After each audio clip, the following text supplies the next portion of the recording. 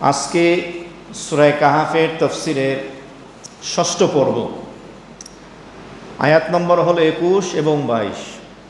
সূরা কাহাফের ধারাবাহিক তাফসীরের 6 নম্বর পর্বে দুইটি আয়াতের উপরে তাফসীর হবে, আয়াত নম্বর 21-22।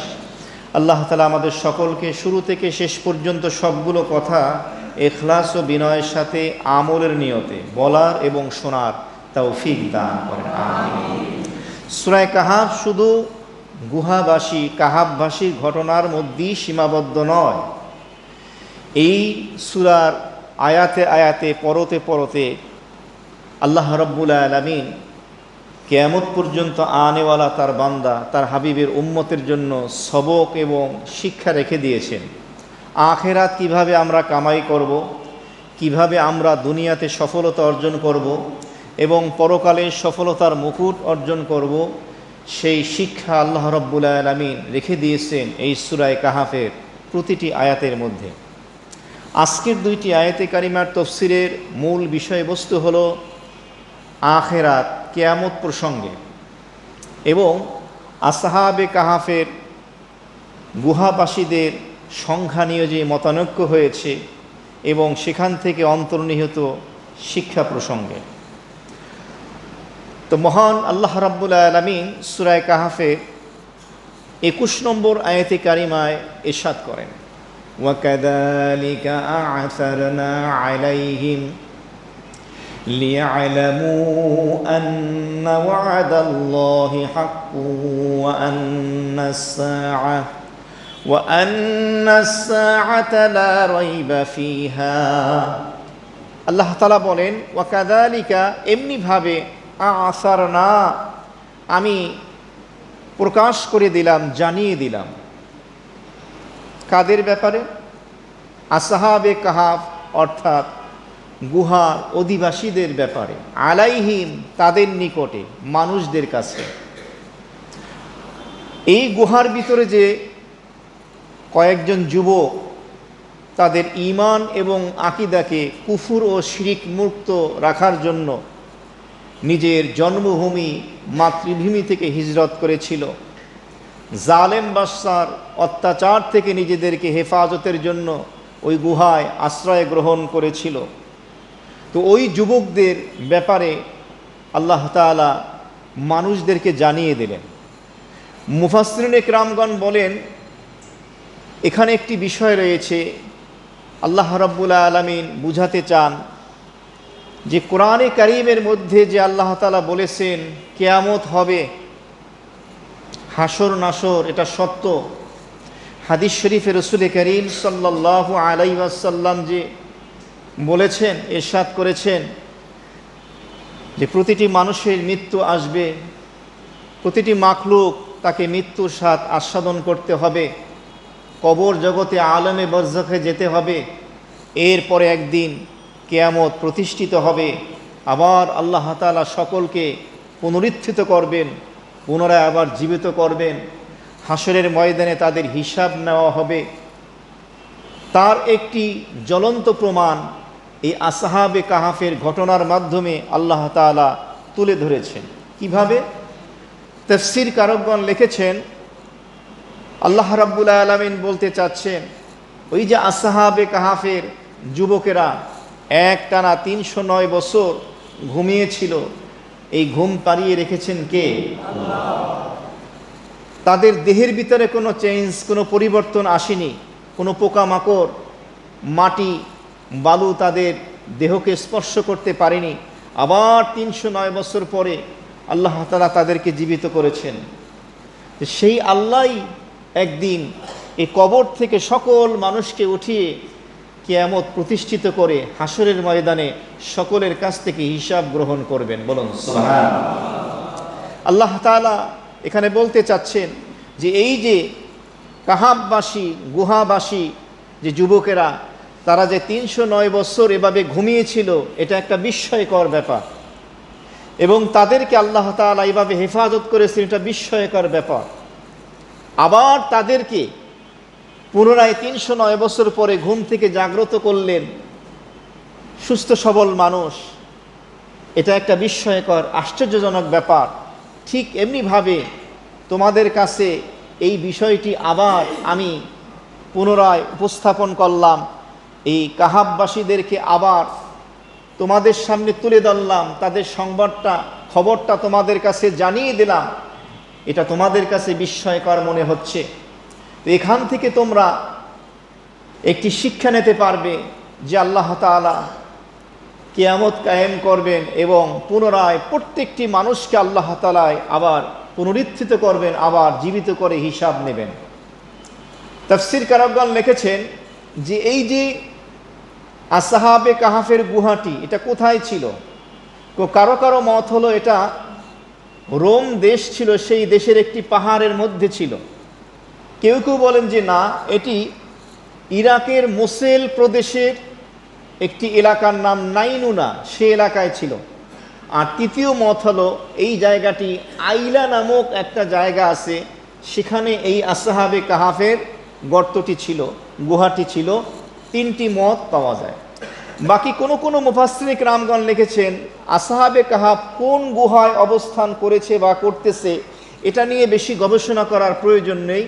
আল্লাহ তাআলাই চাচ্ছেন এটাকে গোপন রাখতে, এবং তারা কিভাবে আসেন, কেমন আসেন, এটা আলিমুল গায়ব, একমাত্র আল্লাহ রাব্বুল আলামিন জানেন।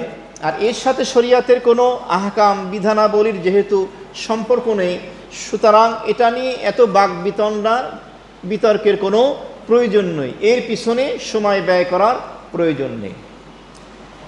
এই আয়াতি কারিমার তাফসীর লিখতে গিয়ে মুফাসসিরিন কিরামগণ লিখেছেন ওই আসহাবে কাহাফের যে যুবক যারা ছিল, তারা যখন তাদের মাতৃভূমি বাড়িঘর ছেড়ে হিজরত করে, তখন ছিল ওই রাষ্ট্রের শাসক, যার নাম ছিল এভাবে দিকিয়ানুস। এই দিকিয়ানুস ছিল জালেম এবং অমুসলিম বাদশাহ। তখনকার সময় তারা হিজরত করে ওই পাহাড়ে আত্মগোপনে যায়। পরবর্তীতে যখন ৩০৯ বছর পরে এই আসহাবে কাহাফের অধিবাসীদের ঘুম ভাঙে, তখন আর সেই জালেম বাদশাহ থাকে না, তখন সেই দেশ মুসলিম রাষ্ট্র হয়ে যায় এবং সেখানের বাদশার নাম হয় বেদরুস। ওই জামানার বাদশার উম্মতের ভিতরে, অর্থাৎ জনগণের ভিতরে মানুষের মৃত্যুর পরে আবার যে জীবিত করা হবে এটা নিয়ে ইখতিলাফ, মতানৈক্য ছিল। তিনটি দল ছিল। একটি দলের মতামত ছিল যে মানুষ মারা যাওয়ার পরে আর কোনো হিসাব নিকাশ হবে না, মাটির সাথে মিশে যাবে। আরেকটি দলের মত ছিল মৃত্যুবরণ করার পরে মানুষের রূহটা আবার জীবিত হবে, দেহটা আর আসবে না, রূহের হিসাব হবে। আর তৃতীয় আরেকটা মত ছিল রূহ এবং জিসিম, দেহ এবং আত্মা, প্রাণ, এই দুইটার সমন্বয় আবার পুনরায় তাকে জীবিত করা হবে, তার হিসাব নিকাশ নেওয়া হবে। মোট কথা তার জমানার লোকদের ভিতরে এই মতানৈক্য চলতেছিল যে মৃত্যুর পরে আবার হিসাব হবে। আর এক দল বলেন কিসের হিসাব, দুনিয়াটা মস্ত বড়, খাও দাও ফুর্তি করো, মাটির সাথে মিশে যাবে, কোনো হিসাব হবে না। এই মতাদর্শ লালন করার কারণে ওই মুসলিম শাসক বেদরুস সে চিন্তিত ছিল এবং সে মানসিকভাবে কষ্ট পেত। দিনদার ছিল লোকটি। এই বাদশাহ নীরবে নিভৃতে নির্জনে আল্লাহ তাআলার ইবাদত বন্দেগী করত এবং আল্লাহর কাছে দোয়া করত, আল্লাহ আমার এই দেশের জনগণকে আপনি সুবুদ্ধি দান করেন, শুভবুদ্ধির যেন উদয় হয়, এমন কিছু জানি আল্লাহ তাআলা ব্যবস্থা করেন। তো ওই বাদশার মনের এই দোয়া, মনের এই সুন্দর কামনা ছিল। ওই মুহূর্তেই আল্লাহ রাব্বুল আলামিন এই আসহাবে কাহাফের যুবকদের সংবাদটা তাদেরকে জানিয়ে দিলেন। এই ঘটনার মাধ্যমে ওই দেশের মানুষ বুঝতে পারবে যে এই কয়জন যুবক একটানা ৩০৯ বছর ঘুমানোর পরে আবার যদি জীবিত হতে পারে, তাহলে ওই আল্লাহ রাব্বুল আলামিন সকলের স্রষ্টা, খালেক ও মালেক, মৃত্যুর পরে কবর থেকে আবার আল্লাহ তাদেরকে জীবিত করবেন। সুবহানাল্লাহ। একবার মক্কার কিছু কাফের মুশরিক নেতৃবৃন্দ, আস ইবনে ওয়াইল, এমন কয়েক ব্যক্তি পুরাতন কবর, ৫০-১০০ বছর আগের কবরের পুরাতন হাড্ডি হাতে করে নিয়ে নবী করিম সাল্লাল্লাহু আলাইহি ওয়াসাল্লামের দরবারে হাজির। যাওয়ার পরে নবীজির কাছে গিয়ে বলল, হে মুহাম্মদ, এই দেখো কবরের হাড্ডি, যারা অনেক আগে মারা গেছে। এ কথা বলে হাতের আঙুল দিয়ে হাত দিয়ে ওই হাড্ডিগুলো এভাবে চুরমার করে চূর্ণ বিচূর্ণ করে ফেলল। এরপরে ফু দিয়ে উড়িয়ে দিল। এরপরে বলল, হে মুহাম্মদ, তুমি কি বলো যে এই যে মানুষ মৃত্যুবরণ করেছে, কবরে রাখা হয়েছে, মাটি হয়ে গেছে, পাউডারের মতো হয়ে গেছে, বালু হয়ে গেছে, এর থেকে আল্লাহ তাআলা আবার মানুষকে জীবিত করবেন? তখন আল্লাহ রাব্বুল আলামিন সূরা ইয়াসিনের শেষের দিকের আয়াতে কারিমা নাজিল করে জানিয়ে দিলেন যে হ্যাঁ, আমি আল্লাহ রাব্বুল আলামিন আবার এই মাটির থেকেই আমি মানুষকে সৃষ্টি করব। সুবহানাল্লাহ, যে কথা আল্লাহ বলেছেন। তো কোরআন কারীমের ভিতরে আল্লাহ তাআলা এই কথা বলে দিয়েছেন, মিনহা খলাকনাকুম ওয়া ফিহা নুঈদুকুম ওয়া মিনহা নুখরিজুকুম তারাতান উখরা। সূরা তাহার ভিতরে আল্লাহ রাব্বুল আলামিন বলে দিয়েছেন, মিনহা খলাকনাকুম, তোমাদেরকে আমি মাটির থেকে সৃষ্টি করেছি, ওয়া ফিহা নুঈদুকুম, আবার তোমাদেরকে মাটির মধ্যে আমি নিয়ে যাব। এখানে একটি বিষয় বুঝতে হবে, আমাদের অধিকাংশ মানুষের ধারণা যে মানুষ মাটির তৈরি। আসলে মাটির তৈরি হলেন সর্বপ্রথম মানুষ, সর্বপ্রথম পয়গাম্বর আদম আলাইহিস সালাতু ওয়াস সালাম, তিনি হলেন মাটির তৈরি। এরপরে পর্যায়ক্রমে মানুষের সৃষ্টি হয়েছে উপাদান দিয়ে, স্বামী স্ত্রীর উভয়ের মিলনের নুতফা দিয়ে, যেটা কোরআনে কারীমের ভিতরে আল্লাহ তাআলা বলেছেন। তো যাই হোক, আল্লাহ তাআলা বলেন, মিনহা খালাকনাকুম, এই মাটির থেকেই তোমাকে আমি সৃষ্টি করেছি, ও ফিহা নুঈদুকুম, আবার মাটির ভিতরে রিটার্ন তোমাকে ফিরিয়ে নেব। মৃত্যুর পরে আমাদের কবরে রাখা হয়। ও মিনহা নুখরিজুকুম তারাতান উখরা, আবার এই মাটির থেকেই তোমাকে আমি পুনরায় জীবিত করব, বের করে নিয়ে আসব। তিনি কে? আল্লাহ। তো আল্লাহ তাআলা এই শিক্ষাটা সেখানে দিয়ে দিয়েছেন। এই ঘটনা যখন প্রকাশ পেল, প্রকাশ পাওয়ার কিভাবে পেল? আল্লাহ তাআলা যে বললেন, ওয়াকাযালিকা আসারনা আলাইহিম, আমি তৎকালীন সময়কার মানুষকে জানিয়ে দিলাম এই আসহাবে কাহাফের গুহাবাসীদের সংবাদ, তাদের ব্যাপারে। কিভাবে জানিয়ে দিলেন? ওই যে 309 বছর পরে ঘুম ভেঙে গেল, ওই কয়েকজন সাথীর, একজন সাথীর নাম ছিল তামলিখা। তো তাদের ক্ষুধা লাগলো, তখন তারা বলল যে তুমি কিছু টাকা নিয়ে বাজারে যাও, গিয়ে কিছু খাবার নিয়ে আসো। যে কথা এর পূর্বের তাফসিরের পূর্বের আয়াতে কারিমায় আলোচিত হয়েছে, গত সপ্তাহে আমরা শুনেছিলাম। তুমি সাবধানে যাবে, সতর্কতার সাথে, কেউ যেন বুঝতে না পারে, তা না হলে আমরা ধরা পড়ে যাব। তাদের ধারণা ছিল, এখনো মনে হয় ওই আগের জালেম শাসক আছে, কারণ তারা বুঝতেই পারেনি যে 309 বছর একটানা তারা ঘুমিয়েছিল। যখন এই তামলিখা ওই টাকাগুলো নিয়ে বাজারে গেল, গিয়ে দেখলো দেশের অবস্থা পরিবর্তন হয়ে গেছে, রাস্তাঘাট, দোকানপাট, মানুষ সব অপরিচিত। তো সে যখন ওই টাকা দিল, দোকানদার যখন দেখলো এই টাকা তো এই জমানার না, 300 বছর আগের টাকা, কোথায় পাইছো? বলল যে আসলে আমি চুরি করি নাই। তখন বলল, তাহলে তুমি কোনো গুপ্তধন পেয়েছো? কারণ আগেরকার দিনের টাকা হতো স্বর্ণের আর রূপার। স্বর্ণের টাকাকে বলা হতো দিনার, আর রূপার টাকাকে বলা হতো দেরহাম। বর্তমানে টাকা হয়তো কাগজের, কাগজের তো কোনো দাম নাই, খালি ওই ছাপার কারণে দাম বেড়ে গেছে। আর তখনকার সময় মুদ্রাটার নিজেরই দাম ছিল, কারণ সেটা স্বর্ণের হতো, সেটা রূপার হতো। তো যাই হোক, কিছু লোক একত্রিত হলো এবং তারা বলল, নিশ্চয়ই তুমি গুপ্তধন পেয়েছো। সে বলল, না, আসলে আমি পাইনি, জালেম বাদশা থেকে বাঁচার জন্য আমরা আত্মগোপনে ছিলাম। এরপরে তারা বুঝতে পারে যে এই লোকটা আসলে মিথ্যে বলছে না। পর্যায়ক্রমে এই সংবাদ তৎকালীন সময়কার যে বাদশা বিদরুস, মুসলিম শাসক, তার কাছে সংবাদ পৌঁছে, সেও চলে আসে তার সৈন্যদল নিয়ে। এক পর্যায়ে সেই গুহার কাছে চলে যায়। তো আল্লাহ তাআলা যে বললেন, আমি তাদেরকে, ওই জমানার লোকরা যে মতনৈক্য করতেছিল, তাদের নিকটে আমি আসহাবে কাহাফের গুহাবাসীদের সংবাদটা জানিয়ে দিলাম। এই জানিয়ে দেওয়ার অবস্থাটা বুঝতে পেরেছেন? ওই যে ঘুম ভেঙে গেছে, খাবার আনতে গেছে, এর মাধ্যমে জানিয়ে দিলেন। তারা যখন গেল, জানতে পারলো যে এখানে কিছু যুবক আত্মগোপনে ছিলেন।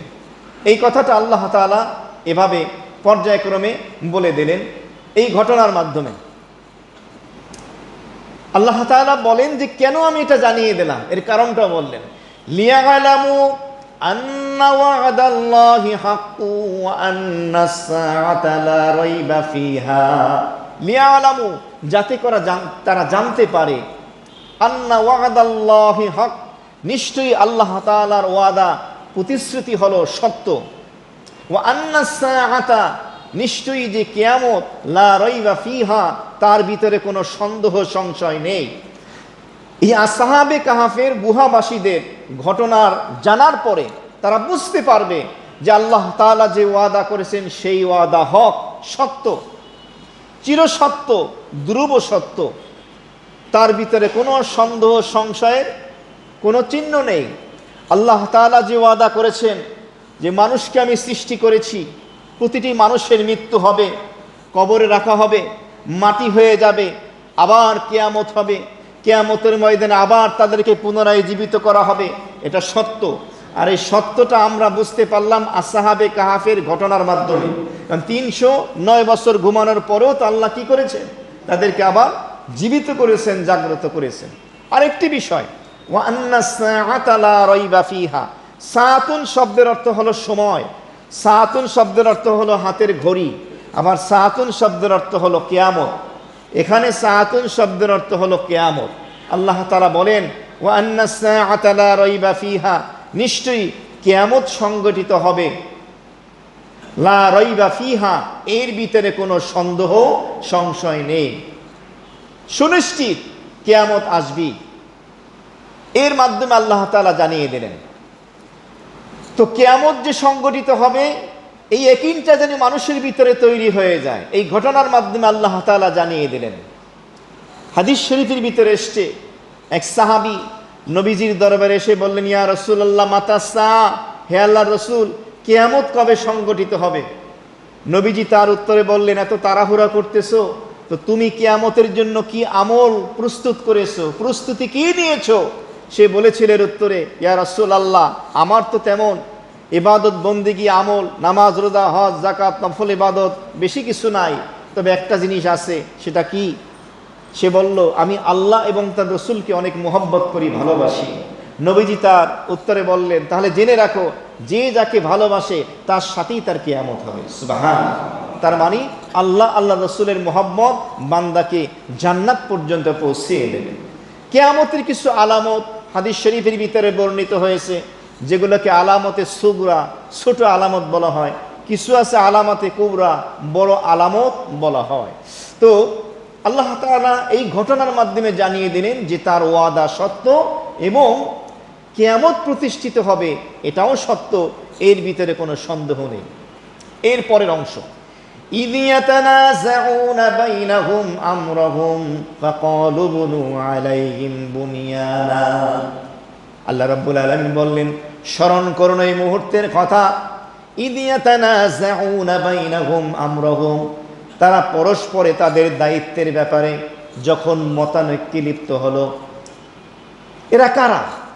মুফাসসিরিন ইকরামগণ এর একটা মত ব্যক্ত করেছেন, এরা হলো ওই যে আসহাবে কাহাফের অধিবাসী যখন জাগ্রত হবে, তো তখন মুসলিম শাসক এবং মুসলিম শাসকের দেশের যে জনগণ ছিল, যারা মতানৈক্য করতেছিল, তারা কারো কারো মত হলো, এই মতানৈক্য করেছেন নবী করিম সাল্লাল্লাহু আলাইহি ওয়াসাল্লামের জামানার আহলে কিতাব যারা ছিল তারা, বা কাফের মুশরিকরা, অথবা নবীজিকে যাচাই করার জন্য যারা প্রশ্ন করেছিল মক্কার কাফের মুশরিক নেতৃবৃন্দ। ইয ইয়াতানাযাউনা, স্মরণ করুন ওই মুহূর্তের কথা যখন তারা মতানৈক্য করতেছিল, বাইনাহুম, পরস্পরে, আমরাহুম, তাদের দায়িত্বের ব্যাপারে। কোন জিনিস নিয়ে মতানৈক্য করতেছিল?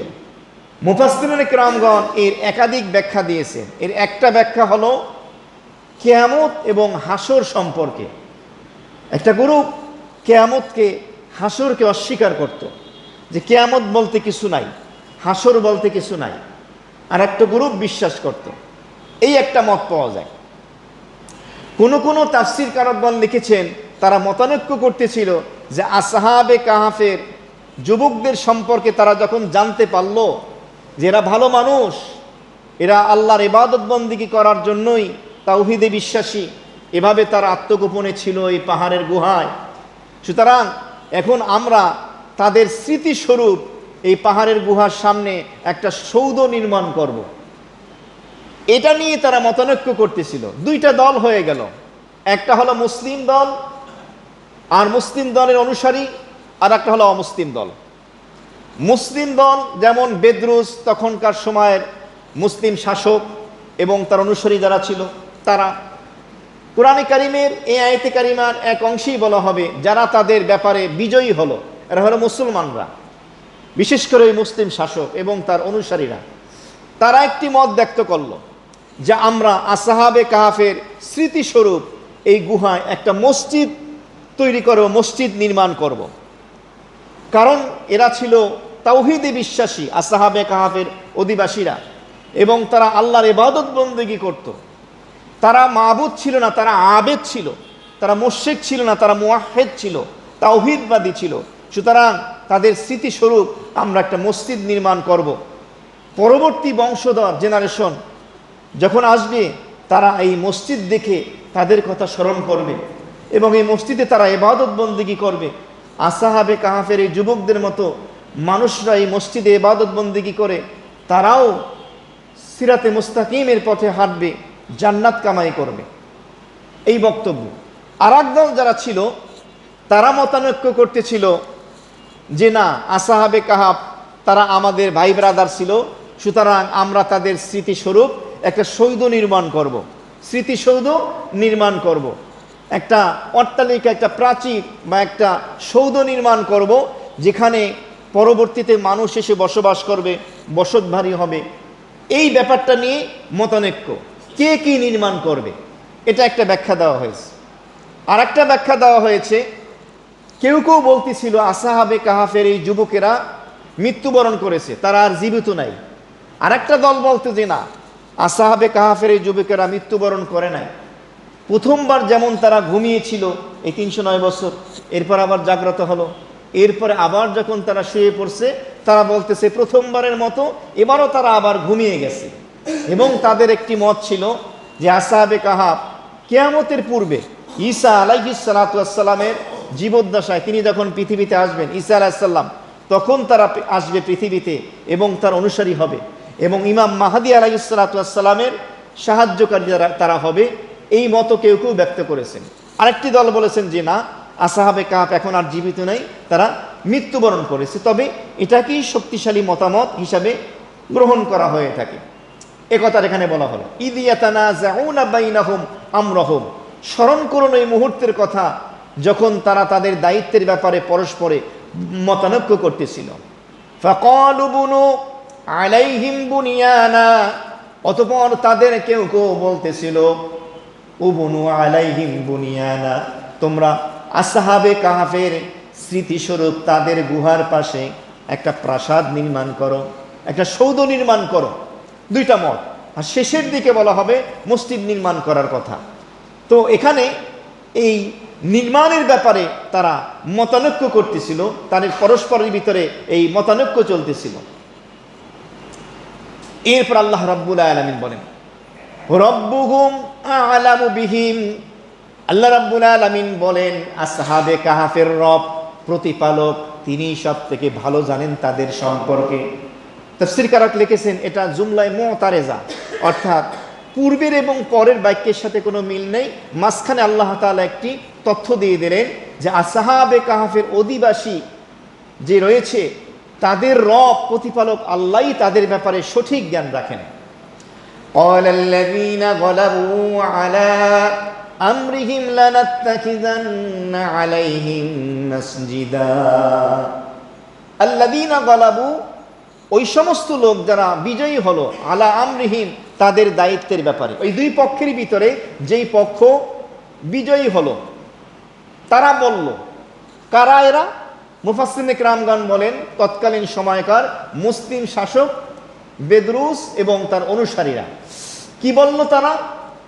লানাত্তাখিযান্না আলাইহিম মাসজিদা, অবশ্যই অবশ্যই আমরা এই আসহাবে কাহাফের এই গুহার অধিবাসীদের স্মৃতিস্বরূপ গুহার পাশে একটি মসজিদ নির্মাণ করব। মসজিদ নির্মাণ করব, এই কথাটা বলতে গিয়ে মুফাসসিরিন ইকরামগণ কিছু ব্যাখ্যা দিয়েছেন। কি ব্যাখ্যা দিয়েছেন?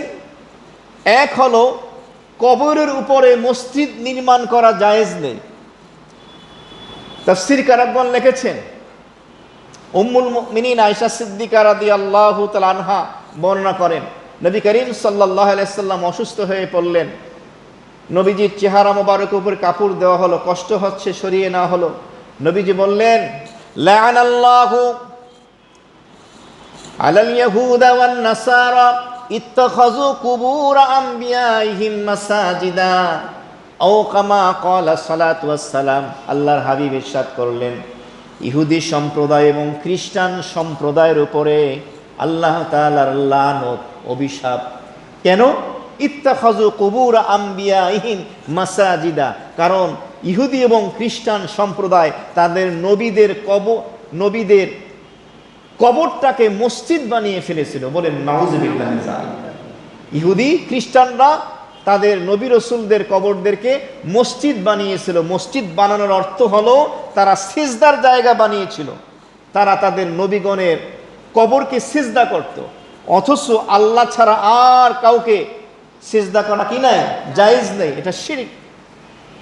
মা আয়েশা রাদিয়াল্লাহু তাআলা আনহা বলেন, এটার দ্বারা নবীজি ইহুদি এবং খ্রিস্টানদের এই কাজকে নিন্দা করেছেন যে এটা একটি গর্হিত কাজ, কারণ কবরকে মসজিদ বানানো যাবে না। তবে কবর তার পাশে দূরবর্তী জায়গায় যদি মসজিদ নির্মাণ করা হয়, এটা জায়েজ আছে। কিন্তু এক্ষেত্রে মনে রাখতে হবে, মসজিদের কিবলা যেন কবরমুখী না হয়। অনেক সময় দেখা যায় অনেক লোক অজ্ঞতা, মূর্খতার কারণে মরার আগে ওসিয়াত করে যায় যে মসজিদের জায়গাটা তো আমি দিছি, তো মসজিদের মধ্যে আমার কবরটা দিও। এইখানেও একটা আছে মনে হয় মসজিদের ভিতরে কবর, কুলুটনা না কি বলে, মসজিদের ভিতরে জায়েজ নেই এটা। কোনো লোকের আমল যদি ভালো না হয়, বদ আমল হয়, আর কাবা শরীফের মধ্যে কবর দিলেও জান্নাতে দিতে পারবে? কারণ তুমি কোথায় তোমার কবর দেওয়া হয়েছে এটা নাজাতের মাপকাঠি না। নাজাতের মাপকাঠি হলো আমল। বদ আমল তো জাহান্নাম, বলেন নাউযুবিল্লাহ মিন যালিক। নেক আমল তো জান্নাত, আল্লাহ কবুল করে, বলি আমিন। মসজিদের ভিতরে না, এমনকি মসজিদের পাশেও অনেক সময় কবর দেওয়ার জন্য ওসিয়ত করে যায়, এটা উত্তম না। মনে রাখবেন, মুসলমানদের যে কবরস্থান আছে সেই কবরস্থানে কবর দেওয়া হলো সুন্নাহ, এটা হলো নিয়ম। কারণ মসজিদের পাশে অনেক সময় কবর দেয়, অনেকে আছে বাড়ির সামনে কবর দেয়, পিছনে কবর দেয়, পরবর্তীতে সমস্যা দেখা দেয়। যখন এই যে আত্মীয় স্বজন বাড়তে থাকে, প্রথম ছিল 2 ভাই, তাদের সন্তান আস্তে আস্তে বাড়তে থাকে, সম্পদ তো কমতে থাকে, তো দেখা যায় কবর আর সংরক্ষণ করা সম্ভব হয় না। তখন কবর ভাঙ্গার মাসালা জিজ্ঞেস করে, তো ওই কবর আর সংরক্ষিত হয় না। এই হলো একটা সমস্যা। আর একটা সমস্যা হলো, মসজিদ বরাবর কবর দিলে যদি সিজদাটা কবরের দিকে হয়ে যায়, এটা শিরক। আরেকটি বিষয় হলো, মুসলমানদের কবরস্থানে কবর দেওয়া হলে প্রতিদিন প্রতি মুহূর্তে সেখানে অসংখ্য মানুষ যাবে কবরস্থান, কবর জিয়ারতের জন্য দোয়া করবে। আপনার কবর সেখানে থাকবে, আপনিও সেখানে দোয়া পেয়ে যাবেন। সুবহানাল্লাহ। এই জন্য এইভাবে দেওয়া চাই। আবেগের নাম ইসলাম নয়, ইসলাম হলো কোরআন হাদিসের নাম, শরীয়তের নাম। এমনিভাবে নবী করিম সাল্লাল্লাহু আলাইহি ওয়াসাল্লাম হাদিস শরীফের ভিতরে নিষেধ করেছেন, এভাবে তোমরা কবরের উপরে বসবে না, কবরের উপরে এভাবে বিল্ডিং তৈরি করবে না, কবরের উপরে এমনি ইমারত তৈরি করবে না, কবর পাকা করবে না। অনেক জায়গা আছে সিমেন্ট দিয়ে কবর পাকা করে, জায়েজ নেই। কবরের উপরে এরকমের এভাবে ঘর উঠিয়ে রাখে, এটা জায়েজ নেই, এটা করা যাবে না। হ্যাঁ, কবর সংরক্ষণের জন্য যতটুকু দরকার আপনি চারপাশে সেটা করতে পারেন। কিছু দিয়ে, লাকড়ি দিয়ে, গাছের ডালা দিয়ে আপনি বেড়া দিয়ে রাখলেন, এটা ঠিক আছে।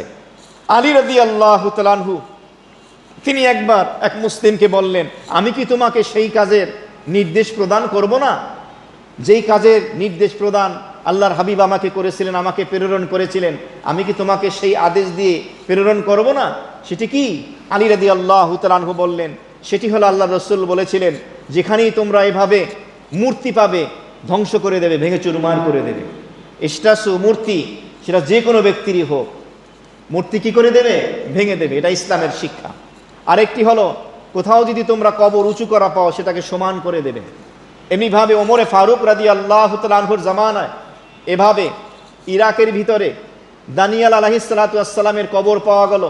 তিনি বললেন, কবরটাকে সমান করে দাও, যাতে অন্যান্য কবর থেকে পার্থক্য নির্ণয় না করা যায়। কবর সাদামাটা হওয়া সুন্নাত, স্বাভাবিক হবে। সামান্য একটু উটের মতো, চুটের মতো একটু উঁচু হতে পারে, কবর হবে স্বাভাবিক, অনাড়ম্বর, সাদাসিধা হবে। এখান থেকে এই বিষয়টি পাওয়া যায় যে মসজিদ নির্মাণ করব সেটা কবরমুখী নয়, এবং মসজিদের ভিতরে কবর হবে না, বরংস মসজিদ হবে কবর মুক্ত। তবে মসজিদের পাশে যদি কেউ মসজিদ নির্মাণ করে কবরস্থানের পাশে বা কবরের পাশে, সেটা নিষেধ নয়। এখানে কারো মনে একটা প্রশ্ন আসতে পারে, মদিনাতুল মুনাওয়ারায় নবী করিম সাল্লাল্লাহু আলাইহি ওয়াসাল্লামের রওজায়ে আতাহার, সবুজ গম্বুজের নিচে নবীজি সেখানে শুয়ে আছেন রওজা আতাহারের ভিতরে, তাহলে তো নবীজির রওজার উপরে কি আছে? বিল্ডিং আছে না? এটা কি মসজিদে নববীর ভিতরে পড়েছে না? যারা হজ এবং উমরার সফরে গিয়েছেন শোনেন, আমি এই বয়ান যখন শুনেছি জীবনে প্রথম, আল্লামা জুলফিকার নকশবন্দি হাফিজাহুল্লাহ তাআলা তিনি এই বিষয়ের উপর আলোচনা করেছেন। তো তিনি বলেন, একবার সৌদি সরকার এবং সেখানের ওলামায়ে কেরাম বিভিন্ন হাদিসের আলোকে দেখতে পেলেন যে নবীজি কবরের উপর এভাবে বিল্ডিং নির্মাণ করলে, ইমারত নির্মাণ করলে সেটাকে ভেঙে ফেলতে বলা হয়েছে। এখন নবীজির রওজাটা এভাবে, তো কি করা যায়? তো মক্কা মদিনার যত বড় বড় আলেম আছেন, আলেমে দ্বীন, তারা দারুল উলুম দেওবন্দ ওলামায়ে কেরামের যেখানে খনি, সেখানে তারা আসলেন মেহমান হয়ে। বিশ্বের বড় বড় আলেমে দ্বীন সেখানে একত্রিত হলেন, আলোচনা চলতে লাগলো যেটা কি করা যায়। নবীজির রওজার উপরে ভাঙাও তো যাচ্ছে না, আবার হাদিসের দিকে তাকালে ভাঙতেও হয়, কি করা যায়? তো একদিন, দুই দিন, তিন দিন সবাই আলোচনা চলতেছে, পর্যালোচনা চলতেছে, এটা নিয়ে তর্ক বিতর্ক চলতেছে, কি করা যায়, কোনো সিদ্ধান্তে উপনীত হতে পারছেন না। তৃতীয় দিন সকলের কান্নার আওয়াজ, কান্না আর কান্না, কোনো কথা নেই। তাহলে এবারের জন্য এই মজলিস শেষ, আবার একটা ডেট দেওয়া হলো, সবাই কান্না করতেছেন। তো জুলফিকার নকশবন্দি তিনি বলেন, তখন হাকিমুল উম্মত মুজাদ্দিদ মিল্লাত হযরত মাওলানা আশরাফ আলী থানভী নাওয়ারাল্লাহু মারকাদা তিনিও জীবিত ছিলেন, ওই মজলিসে তিনিও ছিলেন, তিনিও ধ্যানে ছিলেন, সবাই কান্না করতেছিলেন, আল্লাহ আমাদের এমন একটা সিদ্ধান্ত দেন যেটা আমরা সঠিক সিদ্ধান্তে উপনীত হতে পারি। এরপর আল্লাহ তাআলা তার কাশফ করে দিলেন, তিনি সবাইকে বললেন, আমার একটা মতামত আমি পেয়েছি, এই মুহূর্তে আল্লাহ তাআলা আমাকে সেটি ইলহাম করেছেন। তিনি বললেন কি? থানভী রহমতুল্লাহ আলাই তখন বললেন যে কোনো কবরের উপরে বিল্ডিং বানানো, ইমারত বানানো, এটা হাদিসে নিষেধ করা হয়েছে, কিন্তু নবী করিম সাল্লাল্লাহু আলাইহি ওয়াসাল্লামের রওজা, এটা তো মা আয়েশার হুজরার ভিতরে হয়েছে, আগেই ছিল হুজরাটা, রুমটা কি কামরাটা আগেই ছিল, এরপরে সেখানে তাকে কবর দেওয়া হয়েছে, এটা নিষেধ না। নিষেধ হলো কবর বানানোর পরে তার উপরে কি বানানো? ছাদ বানানো, ইমারত বিল্ডিং বানানো, এটা নিষেধ। কিন্তু নবীজি তো মা আয়েশার ঘরেই মৃত্যুবরণ করেছেন। আর আম্বিয়া কেরাম, নবী রসুলদের একটা নিয়ম হলো কেতাবে আসতে, তাদের মৃত্যু যেখানে হয় তাদের রওজা ও কবরও কি সেখানে হয়। এটা আপনার আমার কলিমুল্লাহ সলিমুল্লাহর জন্য না, অনেক বন্ধ বেদাতি পীর আছে এই মরার পরে ঘরের ভিতরে কবর দেয়, এদের জন্য, নবী রসুলদের জন্য। সুতরাং এই দৃষ্টিকোণ থেকে এটা আর ভাঙতে হবে না। বুঝতে পারছেন আপনারা? না বুঝেন নাই মনে হয়। কবর দেওয়ার পরে পরবর্তীতে এই ইমারত বানানো কি নিষেধ। আর নবীজির রওজাটা হয়েছে মা আয়েশার হুজরা হওয়ার পরে, তারপরে দেওয়া হয়েছে, এই জন্য সেখানে এটা প্রযোজ্য হবে না। তো যাই হোক, এই মাসালাগুলো মুফাসসিরিন কিরামগণ এই সূরা কাহাফের আলোচনা করতে গিয়ে তাফসীরের ভিতরে তারা নিয়ে এসেছেন, যেখানে এই কথাগুলো তারা বলেছেন। তো আল্লাহ রাব্বুল আলামিন সেই কথাটা এখানে উল্লেখ করে দিলেন যে দেখো, যারা এখানে বিজয়ী হয়েছিল তাদের দায়িত্বের ব্যাপারে তারা এখানে মসজিদ নির্মাণ করতে চাইল এবং তারা পরবর্তীতে সেখানে মসজিদ নির্মাণ করলো, একটি বর্ণনাও পাওয়া যায়। এরপরে আসি সর্বশেষ 22 নম্বর আয়াতে কারিমা, সায়াকুলুনা সালাসাতুর রাবিউহুম কালবুহুম, তাদের মধ্যে থেকে কিছু মানুষ বলতে লাগলো, আসহাবে কাহফের গুহার অধিবাসীদের যুবকদের সংখ্যা ছিল 3 জন। রাবিউহুম কালবুহুম, আর চতুর্থটি হলো কুকুর। আমরা জানি যে আসহাবে কাহাফের যুবকদের সাথে একটি কুকুরও গিয়েছিল। এই 22 নম্বর আয়াতে কারিমার প্রেক্ষাপট হলো নাজরান প্রদেশের খ্রিস্টান সম্প্রদায়, তারা এসে মতানৈক্য করলো। আর এক বর্ণনা হলো আহলে কেতাব যারা ছিল ইহুদি, তারাও মতানৈক্য করতে লাগলো আসহাবে কাহাফের যুবকদের সংখ্যা কয়জন ছিল। মুফতি শফি সাহেব রাহিমাহুল্লাহ তাআলা তাফসিরে মারিফুল কোরআনের ভিতরে এই 22 নম্বর আয়াতে কারিমার তাফসির লিখতে গিয়ে তিনি লিখেছেন যে নাজরান প্রদেশের খ্রিস্টানদের ভিতরে 3টা দল ছিল। একটা হলো মালকানিয়া, আর একটা হলো ইয়াকুবিয়া, আর একটা হলো নাস্তুরিয়া। এই 3 দল 3টা মত পোষণ করত। আর 3টা মত এই সূরা কাহাফের 22 নম্বর আয়াতে কারিমায় ব্যক্ত হয়েছে।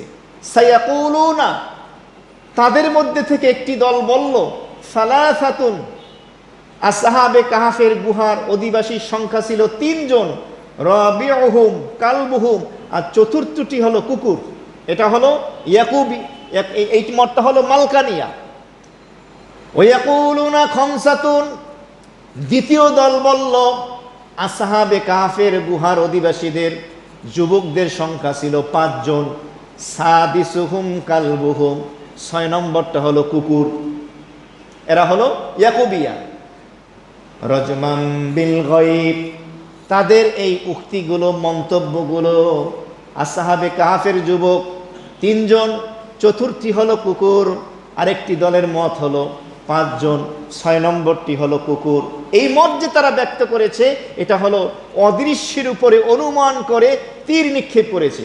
রজমাম বিল গায়বের অর্থ হলো অনুমান কইরা আন্দাজে একটা বইলা দেওয়া, অদৃশ্যের উপরে নির্ভর করে একটা মত তারা ব্যক্ত করেছে। তার মানে হলো লক্ষ্যহীন তীর নিক্ষেপ যেভাবে করা হয়, এভাবে একটা মত ব্যক্ত করেছে।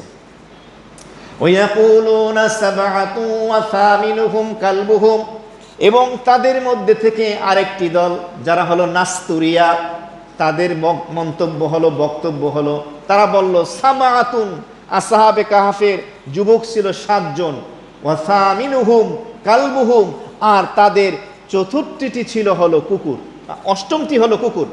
তাহলে মত হলো 3টা। প্রথম দল বলছে যে আসহাবে কাহাফের যুবক হলো 3 জন, 4 নম্বরটা হলো কুকুর। দ্বিতীয় দল বলতেছে সংখ্যা 5 জন, 6 নম্বরটা কুকুর। তৃতীয় দলের মত হলো তাদের সংখ্যা হলো 7 জন, 8 নম্বরটা হলো কুকুর। এখানে একটি বিষয় মুফতি শফি সাহেব রাহিমাহুল্লাহ তাআলা তাফসিরে মারিফুল কোরআনের ভিতরে এনেছেন, সেটা হলো 3টা মত যে ব্যক্ত করা হয়েছে, 3টা মতের প্রথম যে 2টি মত, এই 2টি মতের ভিতরে সরাসরি বলা হয়েছে সালাসাতুর রাবিউহুম কালবুহুম, তাদের সংখ্যা 3 জন, 4 নম্বরটা কুকুর। খামসাতুন সাদিসুহুম কালবুহুম, তাদের সংখ্যা হলো 5 জন, 6 নম্বরটা হলো কুকুর। এই সংখ্যার মাঝখানে এবং কুকুরের মাঝখানে কোনো শব্দ আনা হয় নাই, ওয়াও আনা হয় নাই। কিন্তু তৃতীয় যে মত সাবআতু ওয়া সামিনুহুম কালবুহুম, 7 জন, 8 নম্বরটা হলো কুকুর, এই সংখ্যা এবং কুকুরের মাঝখানে ওয়াও শব্দটি আনা হয়েছে। প্রথম 2টি সংখ্যায় ওয়াও শব্দটি আনা হয়নি, তৃতীয়টায় আনা হয়েছে। এই ওয়াও হলো হরফে আতেফা। এটার দ্বারা ব্যাখ্যা দিয়েছেন তারা এভাবে, সেটা কি, যে বাংলা ভাষায় যেমন আমরা একক সংখ্যা মনে করি 9 হলো একক সংখ্যা, 9-এর পরে 10, এটা হলো 2 সংখ্যা। এর 10 থেকেই 2 সংখ্যা শুরু হয়। আর আরব দেশের আরবি ভাষী যারা আছেন, তাদের নিকটে 3 থেকে নিয়ে 7 হলো একক সংখ্যা। 7-এর পরে যে সংখ্যাটা আসে 8 বা তারপরে, এগুলো হলো দ্বি সংখ্যা ধরা হয়। এই জন্য 3 এবং 5-এর ক্ষেত্রে ও আনা হয় নাই, বরঞ্চ 8-এর ক্ষেত্রে, 7-এর পরে 8-এর ক্ষেত্রে ও আনা হয়েছে। এই একটি ব্যাখ্যা দেওয়া হয়েছে। প্রশ্ন হলো এই 3টা মতের ভিতরে কোন মতটা আমরা গ্রহণ করব? তো তাফসীরকারক সেটাও লিখেছেন যে আমরা তৃতীয় মতটা গ্রহণ করব। কেন? দলিল কি, প্রমাণ কি? দলিল হলো প্রথম 2টি মত ব্যক্ত করার পরে আল্লাহ বলেছেন রজমাম বিল গায়ব, তারা যেই দুইটা মত ব্যক্ত করলো, 3 জন যুবক, 4 নম্বরটি কুকুর, 5 জন যুবক, 6 নম্বরটি কুকুর, এই কথা বলার পর আল্লাহ বলছেন রজমাম বিল গয়ব, তারা এই কথাগুলো বলেছে অদৃশ্যের উপরে তীর নিক্ষেপ করার মতো, অনুমান করে, লক্ষ্যহীন তীর যেভাবে নিক্ষেপ করে এই আন্দাজে একটা কথা বলে দিয়েছে। এই 2 মতের পরে আল্লাহ বলেছেন রজমাম বিল গয়ব। এই জন্য এই 2টা মত বেশি গ্রহণযোগ্য না। 3য় নম্বরের মতের ক্ষেত্রে আল্লাহ এটা বলেননি, তার মানে 3য় মতটাই হলো সব থেকে পরিধানযোগ্য, উল্লেখযোগ্য। এবং তারপর আল্লাহ বলেছেন কুল রাব্বি আ'লামু বি'iদ্দাতিহিম মা ইয়া'লামুহুম ইল্লা কলিল। কুল, হে নবী আপনি বলুন, রব্বি আ'লামু, আমার প্রতিপালক আল্লাহ তাআলা সব থেকে ভালো জানেন, বি'iদ্দাতিহিম, আসহাবে কাহাফদের যুবকদের সংখ্যা সম্পর্কে। আসহাবে কাহাফের যুবকের সংখ্যা কয়জন এটা সব থেকে ভালো জানেন কে? আল্লাহ। এটা আপনি বলে দেন। এরপর আল্লাহ বললেন মা ইয়া'লামুহুম ইল্লা কলিল, আসহাবে কাহাফদের যুবকদের সম্পর্কে জানে খুব কম মানুষ। এই আয়াতের তফসিল লিখতে গিয়ে রইসুল মুফাসসিরিন হযরত আব্দুল্লাহ ইবনে আব্বাস রাদিয়াল্লাহু তাআলা আনহুমা তিনি বলেন, ওই যে অল্প সংখ্যক কয়েকজন লোক জানে, আমিও তার মধ্যে একজন। আর আমি বলতেছি এই আসহাবে কাহাফের যুবকদের সংখ্যা হবে 3য় মত, সেটা হলো 7 জন। কয়জন? আর 8মটা হলো কুকুর। এরপর আল্লাহ তাআলা সর্বশেষ একটি কথা বলবেন গুরুত্বপূর্ণ, সেটা কি? ফালা তুমারি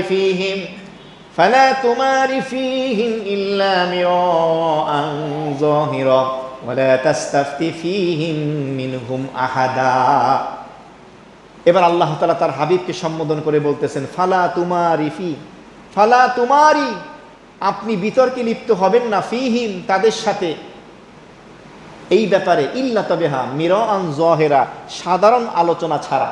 এই আসহাবে কাহাফদের যুবকদের নিয়ে এই যে মক্কার কাফের মুশরিকরা বা আহলে কিতাবরা বা ইহুদিরা এই যে মতানৈক্য করছে, আপনি এই সকল ব্যাপারে এদের সাথে তর্কে লিপ্ত হবেন না, আপনি তাদের সাথে সাধারণ কথাবার্তা বলবেন। এর একটা তাফসীরে লেখা হয়েছে, যখন কোনো বিষয় নিয়ে বিতর্কের তুঙ্গে ওঠে তখন বিতর্ক না করাই এটাই হলো মুনাসিব, এবং উলামায়ে কেরামের জন্য একটা সবক শিক্ষা, সেখানে নীরবতা অবলম্বন করা, চুপ থাকা, সাধারণ কথাবার্তা বলা এবং নিজেরটাকে সঠিক স্থাপন করা বা সেটাকে বাস্তবায়ন করার জন্য উঠে পড়ে না লাগা, বাস নীরবতা অবলম্বন করা, স্বাভাবিক কথা বলে চলে আসা। আরেকটি অর্থ হলো আল্লাহ তাআলা তার হাবিবকে বলতেছেন, হে আমার হাবিব, আপনাকে তো আমি ওহির মাধ্যমে সঠিক জ্ঞান দিয়ে দিয়েছি আসহাবে কাহাফের ব্যাপারে, সুতরাং এতটুকুই যথেষ্ট, এতটুকু নিয়ে আপনি সন্তুষ্ট থাকেন, এটা নিয়ে আর বেশি বিতর্কের দরকার নাই, বাড়াবাড়ি করার দরকার নেই। তো আল্লাহ তাআলা বললেন ফালা তুমারি ফীহিম ইল্লা মিরাআন যাহিরা, আপনি তাদের সাথে সাধারণ আলোচনা ছাড়া এই ব্যাপারে বিতর্কে লিপ্ত হবেন না। ওয়ালা তাস্তাফতি ফীহিম মিনহুম আহাদা, এবং আসহাবে কাহাফের ব্যাপারে তাদের কাউকে আপনি জিজ্ঞাসাবাদও করবেন না। আল্লাহর হাবিবকে প্রশ্ন করতেও নিষেধ করা হয়েছে। এর একটা উত্তর হলো, আপনি যদি তাদেরকে প্রশ্ন করেন জানার জন্য, তাহলে তারা তো জ্ঞানী হয়ে গেল, অথচ তারা তো আপনার চেয়ে জ্ঞানী না, আল্লাহর পরে সব থেকে বড় জ্ঞানী আপনি, সুতরাং আপনি তাদেরকে কি জিজ্ঞেস করবেন? আরেকটি কথা হলো, আপনি তাদেরকে প্রশ্ন যদি করেন তাহলে তাদের যে জ্ঞানের দৈন্যতা, তারা যে জ্ঞানের দিক থেকে একদম জিরো টলারেন্সে আছে, কিছুই নাই এই ব্যাপারে, উত্তর দিতে পারবে না, মূর্খতার পরিচয় দেবে, তাদের বোকামিটা, অজ্ঞতা, মূর্খতা এটা প্রকাশ পাবে জনসম্মুখে, আর এটা আপনার শানের খেলাপ, আপনার পয়গম্বরী স্বভাবের খেলাপ। খেয়াল করতে হবে, নবীজি প্রশ্ন করলে ওরা তো উত্তর দিতে পারবে না, না দিতে পারলে ওরা কিন্তু লজ্জিত হবে, কিন্তু ওরা লজ্জিত হোক এটাও নবীজির শানের খেলাপ। সুবহানাল্লাহ, বুঝেন না? আর আমাদের তো অবস্থা হলো যে না, আমরা কাউকে ছোট করতে পারলেই হলো না, কাউকে ছোট না হতে দেওয়া এটা আত্মমর্যাদার ব্যাপার। তো এটা আপনার পয়গম্বরী স্বভাবের খেলাপ, সুতরাং প্রয়োজন নেই। এখান থেকে আরেকটি বিষয় হলো, যে সকল বিষয় অপ্রয়োজনীয়, অনর্থক, এটা নিয়ে ইসলামী শরিয়াত বাড়াবাড়ি করতে নিষেধ করে, বরং ইসলামী শরিয়াত বলে তোমরা আলোচনা করবে ওই সকল ব্যাপারে যেই সকল ব্যাপার প্রয়োজনীয়, অত্যাবশ্যকীয়। আমাদের সমাজে দেখা যায় আমরা এমন অনেক অনর্থক অপ্রয়োজনীয় বিষয় নিয়ে সময় ব্যয় করি, তর্ক বিতর্ক করি, যেটা না জানলেও চলে। ইসলামী শরিয়াত, কোরআন এবং হাদিস, শরিয়াতের বিধান, ইসলাম বলতেছে যে আল্লাহ তাআলার হুকুম আহকাম বিধানাবলী যেগুলো তোমার আমলের সাথে যেগুলোর সম্পর্ক, এগুলো নিয়ে তুমি আলোচনা করো, আলোচনা শোনো, যেটা তোমাকে লাগবে। যেমন ঈমান সম্পর্কে, আকীদা সম্পর্কে, সালাত নামাজ সম্পর্কে, রোজা সম্পর্কে, যাকাত সম্পর্কে, হজ সম্পর্কে, ইবাদত বন্দেগী, আমলের সাথে সম্পর্ক, এই বিষয়গুলো নিয়ে আলোচনা করা এবং শোনা, সময় ব্যয় করা, ঘাটাঘাটি করা। এটা এমন কোনো বিষয় না যেটা না জানলেও চলবে। আপনি জিজ্ঞেস করলেন ফেরাউনের নানির নাম কি? ফেরাউনের নানির নাম যদি আপনি আমি না জানি, কোনো সমস্যা আছে? এরকম অনেক অবান্তর প্রশ্ন আছে, যেই প্রশ্নের উত্তর আমরা না জানলেও কিছু আসে যায় না। আপনাকে জানতে হবে নামাজের মাসালা কি, রোজার মাসালা কি, যাকাতের মাসালা কি, ঈমান আকীদা নষ্ট হয়ে যায় কোন কারণে, ইবাদতের উপকারিতা কি, ইবাদত ছেড়ে দিলে তার ক্ষতি কি, গুনাহের ক্ষতি কি, গুনাহ ছাড়লে উপকার কি, যেগুলো আমলের সাথে সম্পৃক্ত, এগুলো জানা। সাধারণ মানুষ আছে, মুসল্লিদের ভিতরও অনেক মুসল্লি এমন আছে, এই আউট জ্ঞান নিয়ে তারা বেশি সময় পড়ে থাকে, যেগুলোর কোনো প্রয়োজন নেই। না, আমরা সময় ব্যয় করব ওই সকল বিষয়, যেই বিষয়টা আমাদের জানা জরুরি। না জানলে আমরা সমস্যার সম্মুখীন হব। এমন বিষয় যেটা কবরও প্রশ্ন হবে না, হাসেরও হবে না, সেটা তো সিলেবাসের বাইরে। তাহলে সিলেবাসের বাইরের বিষয় নিয়ে আমরা প্রশ্ন করার দরকার কি? এমনিভাবে অনেক সময় এসে অনেকের স্ত্রীর ব্যাপারে, মেয়ের ব্যাপারে অভিযোগ করে যে পর্দা করে না বা এভাবে চলাফেরা করে। আরে ভাই, এটা তোমার সিলেবাসের ভিতরে তো না। যার ব্যাপার কবরে তাকে জিজ্ঞেস করা হবে। আপনি আপনার নিজের সিলেবাস দেখেন যে আপনাকে কি নিয়ে প্রশ্ন করা হবে, আপনার নিজের আমলের দিকে তাকান, আর একজনের দিকে না তাকায়। তবে হ্যাঁ, নির্দিষ্ট না করে এটা বলা যেতে পারে, ইমাম এবং খতিব আলোচক হিসেবে, ধর্মীয় বক্তা হিসেবে তার কাছে আবেদন রাখা যেতে পারে যে সমাজের অবস্থা এমন, যদি এই বিষয়ের উপর আলোকপাত হয় তাহলে আমাদের অনেকেরই ফায়দা হবে, উপকার হবে। এটা করা যেতে পারে। মোহতারাম হাজিরিন, আজকে আমরা সূরা কাহাফের ধারাবাহিক সিরাত এই পর্বে তাফসিরের ভিতরে আমরা ষষ্ঠ পর্বে 21 এবং 22 নম্বর আয়াতে কারিমার আমরা তাফসির শুনলাম। আবারও বলছি, কোরআনে কারিমের ধারাবাহিক তাফসির বা এগুলো একটু তাত্ত্বিকপূর্ণ বিশ্লেষণ ধর্মী হয়। এটা ওই মাঠে ময়দানের কিস্সা কাহিনীর মতো হবে না, ওই মজাদার হবে না। কারণ এটা যিনি করবেন তাকেও সময় ব্যয় করতে হবে, যারা শুনবেন তাদেরও মন দিয়ে শুনতে হবে, তা না হলে এটা শুনে মজা পাবেন না আর কি। আল্লাহ তাআলা আমাদের সকলকে বোঝার তৌফিক দান করেন। অনেকেই দোয়া চেয়েছেন। আলহামদুলিল্লাহি রাব্বিল আলামিন। ربنا ظلمنا أنفسنا وإن لم تغفر لنا وترحمنا لنكونن من الخاسرين. اللهم ربنا آتنا في الدنيا حسنة وفي الآخرة حسنة وقنا عذاب النار. اللهم حاسبنا حسابا يسيرا. بسم الله على ديني ونفسي وولدي وأهلي ومالي. رب ارحمهما كما ربياني صغيرا. اللهم نبّر قلوبنا بالقرآن العظيم وزينا